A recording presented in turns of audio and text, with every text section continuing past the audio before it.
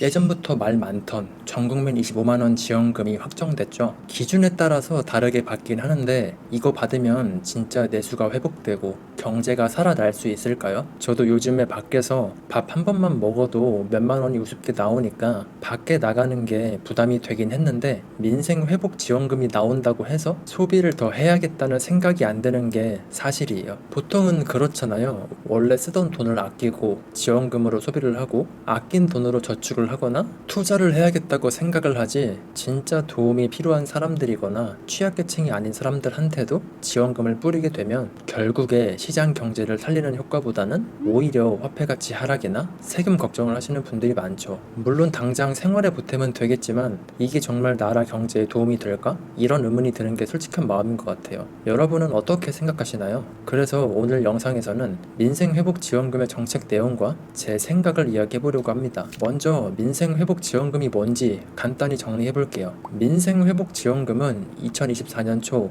더불어민주당의 이재명 대표가 제안했던 전국민 25만원 지원금 정책입니다. 1인당 25만원을 지역화폐로 지급하자는 정책이었는데 코로나 이후에 장기간으로 이어진 경기 침체와 물가 상승으로 생활이 힘든 국민들의 가계 부담을 덜고 소비를 진작시키겠다는 취지였죠. 물론 취지는 좋았는데 정부가 돈을 벌 수 있는 능력이 있는 것도 아니고 남는 세금이 많은 것도 아니고 결국에는 화폐를 더 찍어내거나 지금 받은 만큼 나중에 세금을 더 내게 될 거라는 전망 때문에 반대하는 사람들도 진짜 많았잖아요. 물론 저도 굳이 이거를 전 국민한테 왜 주는지 이해가 안 가긴 해요. 그리고 다들 아시겠지만 지원금을 현금이 아니라 지역화폐로 주는 이유는 골목 상권과 지역경제 활성화를 노리는 건데 동네 가게에서만 쓸 수 있게 해서 대기업이나 온라인보다는 지역 내에서 소비로 돈이 돌게 하겠다는 계획인 거죠. 저도 코로나 때 받았던 걸 생각해보면 지원금으로 기름 넣을 때 쓰거나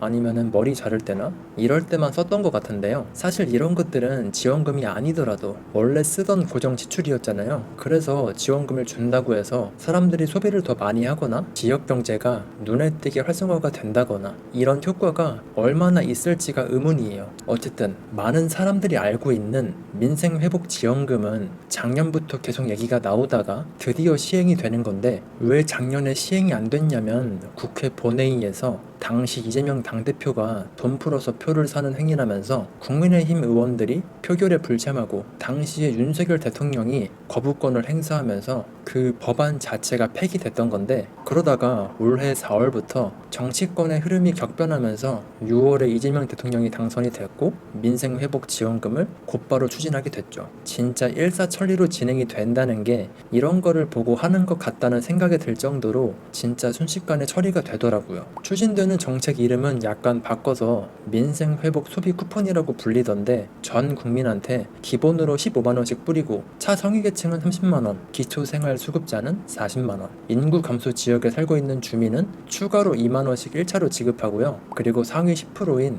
고소득자를 제외한 90%의 국민들한테 10만원을 2차로 추가 지급하는 차등 보편 지원 방식이라고 해요. 쉽게 말해서 대부분의 국민은 총 25만원을 받고 상위 10% 소득을 올리고 있는 사람들은 15만원만 받도록 한 거죠. 이렇게 해서 재정 부담은 이전 안과 비슷한 13조 원대로 유지하면서도 소득이 높은 사람한테 들어갈 일부 금액을 취약 계층한테 지원을 돌리긴 했는데 사실은 그냥 일반 국민들은 안 받고 진짜로 힘든 사람들한테만 선별적으로 주는 게 맞지 않나 싶긴 해요. 지급수단은 코로나 때랑 마찬가지로 지역사랑 상품권 또는 카드 포인트로 선택할 수가 있고요. 사용 기한 내에서 해당 지역에서만 써야 됩니다. 이르면은 7월 중순부터 전 국민한테 지급이 시작된다고 하는데 확정이 된 지금도 찬성파와 반대파가 엄청나게 나뉘고 있죠. 저도 예전에는 경제에 대해서 아무것도 모를 때는 꽁돈이라고 생각하면서 좋다고 받았을 텐데 어차피 지금 받는 돈이 공짜도 아니고 나중에 2배, 3배로 갚아야 되거나 제가 가지고 있는 현금의 가치가 떨어지는 거라서 사실상 지금 돈을 받는 게 그렇게 좋은 일이 아니라는 걸 알아서 참 걱정이 많아요 요즘.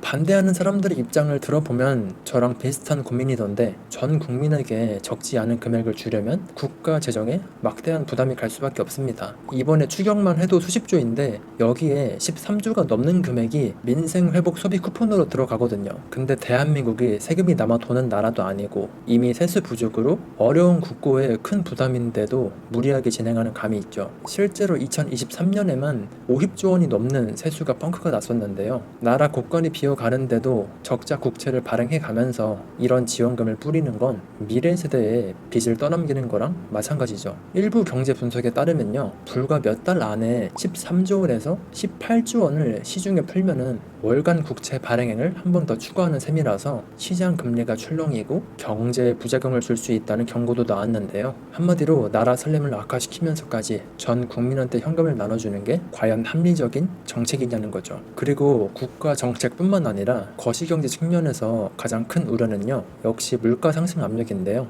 2020년에 코로나 재난지원금 때는 경제가 얼어붙은 상태라서 돈을 풀었다고 치지만, 근데 완벽하게 물가가 잡힌 것도 아닌데 전 국민한테 돈을 뿌리면 유동성이 급증하면서 소비 수요가 과열이 되고 물가를 자극할 수 있다는 거죠. 한국은행도 이와 비슷하게 확장 재정이 중앙은행의 물가 안정 기조와 충돌할 수 있다고 우려했었어요. 자칫 잘못하면 물가만 올리고 실질소득은 오히려 떨어져서 민생이 더 어려워질 수 있다는 겁니다. 또 단기간에 시중에 돈이 많이 풀리면 화폐 가치가 하락을 하는 거니까 자산시장 거품이나 임금 인상 압력까지, 이런 것들도 큰 문제이기도 하죠. 그리고 어차피 25만 원을 준다고 해서 근본적인 문제 해결이 되는 게 아니라서 결국에는 밑 빠진 독에 물 붓기처럼 당장 일시적인 효과만 볼 확률이 높잖아요. 이번에 돈 풀었는데 효과가 없으면 다음 분기에 또 풀고 또 다음 분기에 돈 풀고 이런 식으로 반복이 되면 진짜 그건 재앙이나 다름이 없을 것 같아요. 한국은행 분석에 따르면 정부의 현금을 직접적으로 뿌리는 재정 지출은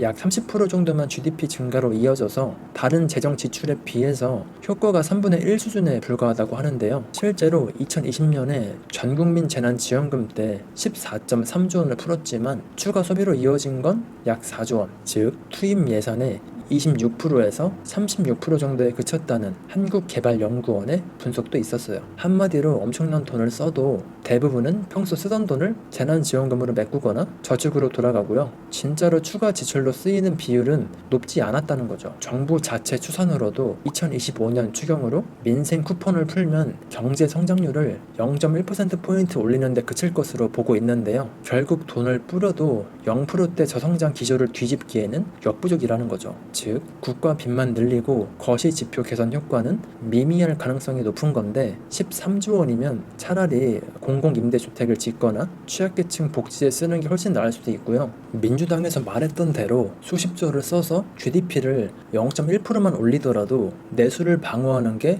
의미가 있을 수도 있겠죠. 근데 왜 돈이 필요 없는 사람들이나 부자들한테까지 돈을 줘서 쓸데없는 나라 빚을 늘리냐는 거죠. 차라리 생활이 어려운 분들한테 집중 지원해도 모자를 바에 굳이 소득 상위층한테까지 세금으로 지원금을 줄 필요가 있냐는 거죠. 중산층 이상은 25만 원을 받아도 추가로 소비를 안 하고 저축하거나 평소 쓰던 돈을 대체하는 것에 그칠 가능성이 높으니까요. 차라리 그 돈을 진짜 어려운 사람들한테 지원해주면 복지 효과와 더불어서 소비 증진 효과를 모두 높일 수가 있는데, 실제로 민주당 내부에서도 이런 선별 지원론이 꽤 나왔었습니다. 문재인 정부 때 경제부총리로 지냈던 김동연 경기도지사도 전 국민이 아니라 상위 20-30%는 빼고 70에서 80%만 주는 게 효과적이라고 말하기도 했고요. 여론조사에서도 보편 지급보다는 차등, 선별 지급을 선호하는 쪽이 많았고, 2024년 9월 전국 지표 조사 결과를 보면요, 민생지원금의 지급 방식으로 소득별 차등 지원이 48%, 취약층 선별 지원이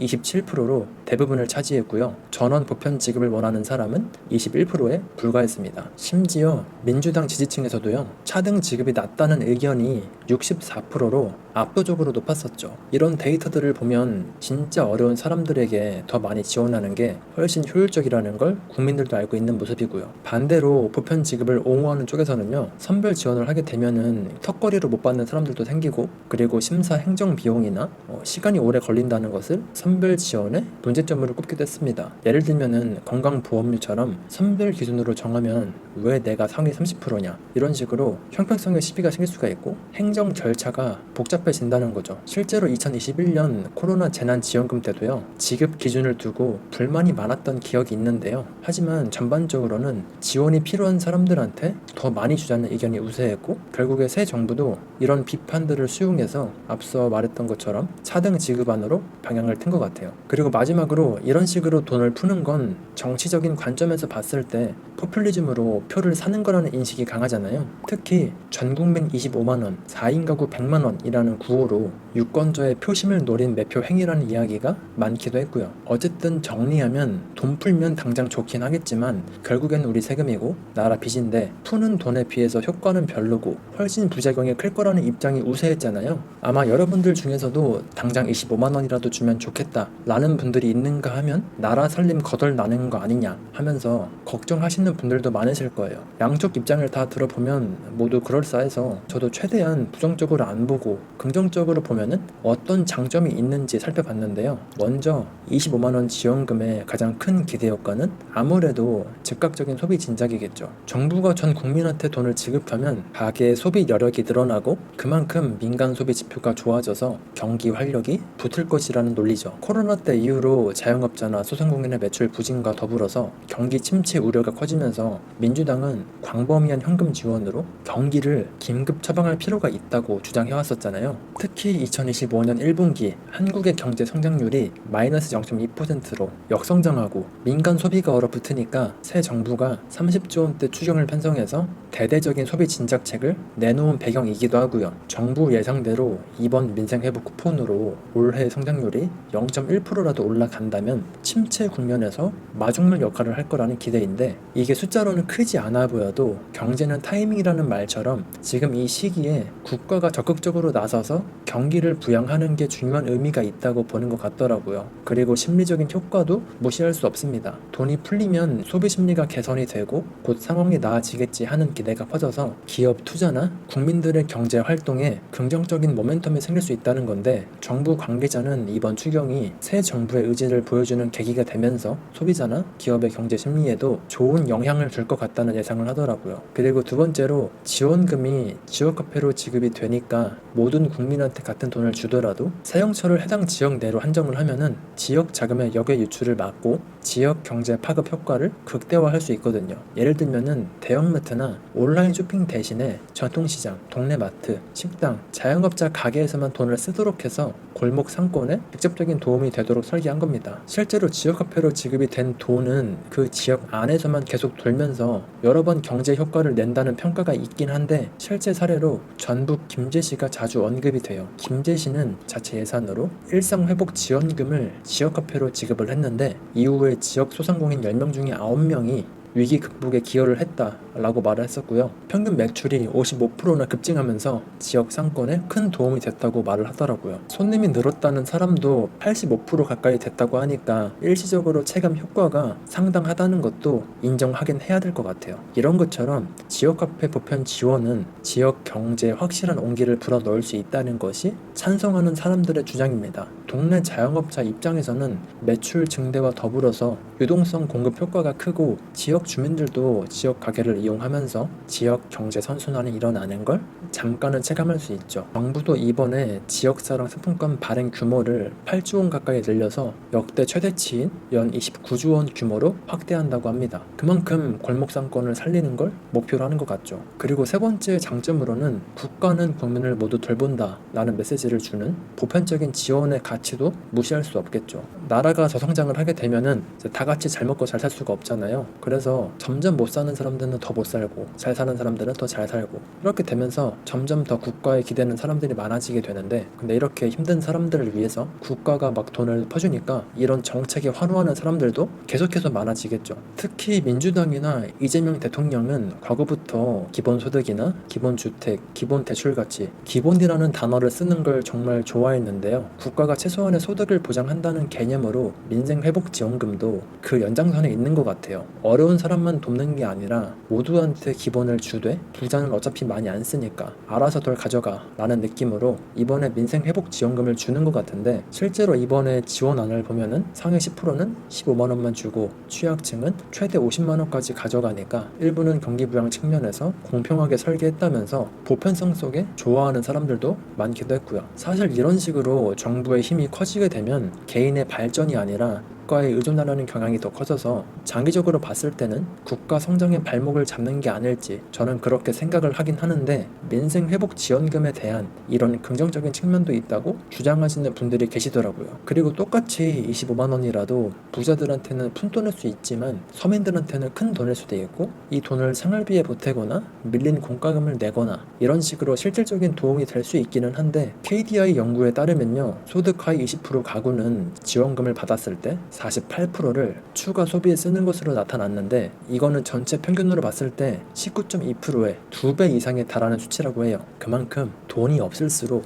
저소득층일수록 받은 돈을 바로바로 쓰게 된다는 거죠. 반면에 고소득층은 추가 소비로 이어질 가능성이 아주 낮습니다. 결국에 전 국민한테 균등 지급을 하더라도 소비 증가분의 상당 부분은 돈이 없는 사람들한테서 발생하게 될 것이고, 결과적으로 저소득층의 소득 증대와 삶의 질 향상 효과가 크다는 건데, 사실 그 세금들은 국민들이 내는 돈이었고, 심지어 돈을 많이 버는 대기업이나 부자들은 버는 만큼 세금을 더 내기 때문에 결국에는 부자들한테 돈을 걷어서 저소득층 생활비를 주는 거랑 다를 게 없는 것 같아요. 그래서 이런 전국민 지원 정책은 미리 증세한 뒤에 전 국민한테 동일한 금액을 나눠주는 기본소득 형태랑 똑같다고 할 수가 있는데, 어떻게 봤을 때는 부의 재분배로도 볼 수 있지만 국가가 남는 돈을 주는 게 아니라 결국에 우리 주머니, 부자들 주머니에서 떼서 주는 거라서 여전히 찬성파랑 반대파랑 반반으로 나뉘는 것 같아요. 요약하자면 전국민 25만원이라는 지원이라는 발상은 경기 침체 상황에서 나온 대책이었고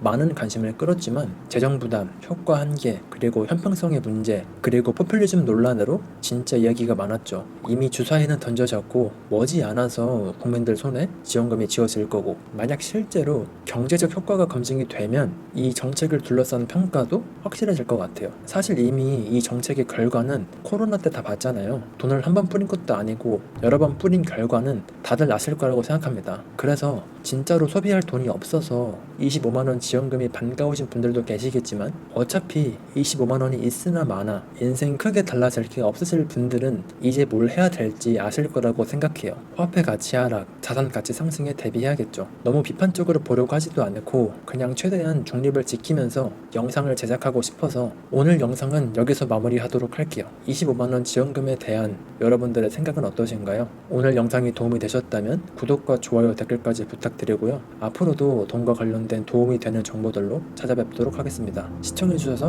감사합니다. 좋은 하루 보내세요.